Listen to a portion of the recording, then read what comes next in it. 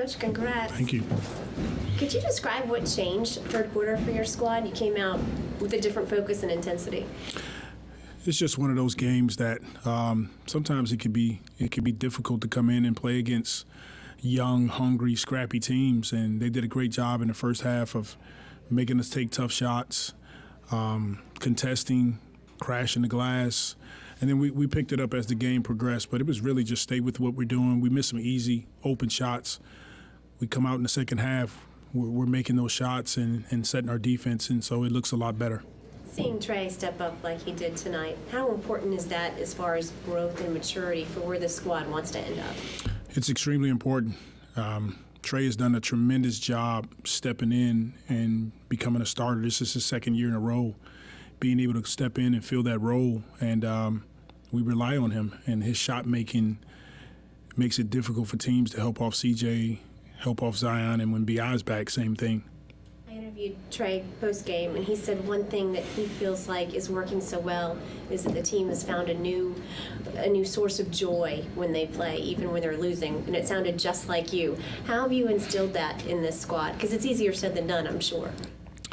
Well, it's having perspective, and we had that tough stretch at home where we had some losses, and just evaluating our team.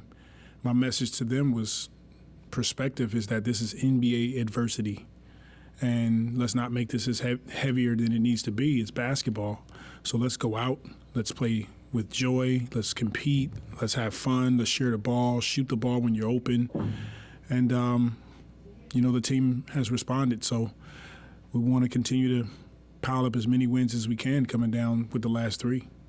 Willie, with 3 games to go, you guys control your own destiny to get to the playoffs. I mean, after all that's happened in the last week, do you look at that and it's like, okay, this is kind of all we can ask for right now, or how you just feel about that?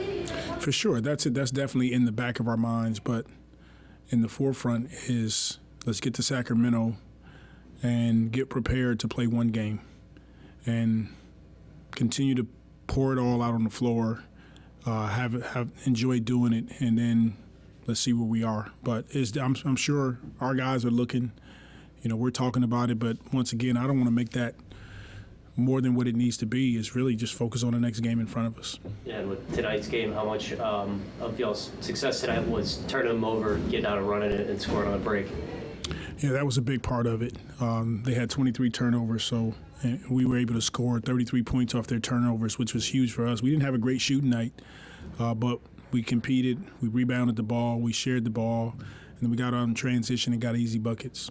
Yeah, like you said, y'all didn't shoot it that well as a team, but when teams are trying to zone y'all up, how much is the mindset is like just get Trey into open space and let's just get him the opportunity to get some shots? Yeah, we work at it. We work at teams zoning us, trying to slow us down, trying to break our rhythm, and we got multiple options on the floor with Trey, with CJ, putting the ball in Zion's hands in the middle of the zone, Herb, and then, hopefully we can get BI back, and he's another guy that will be difficult to match us in zones.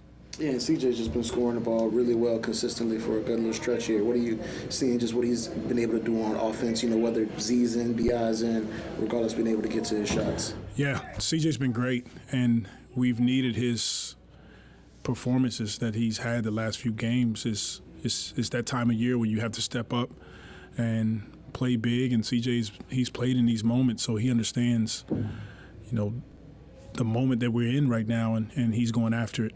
CJ had a tough second half shooting the ball against the Spurs. I mean, he's made out a career out of bouncing back. What do you think allows him to just turn the page like that?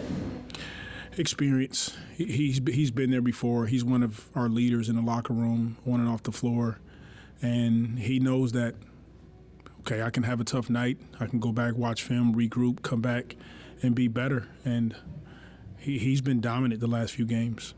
Yeah, we talked about JV pregame. It seemed like in the second half you really just wanted to lean into him in that third quarter. What was kind of the game plan, just going to him and keeping him in there for that third quarter?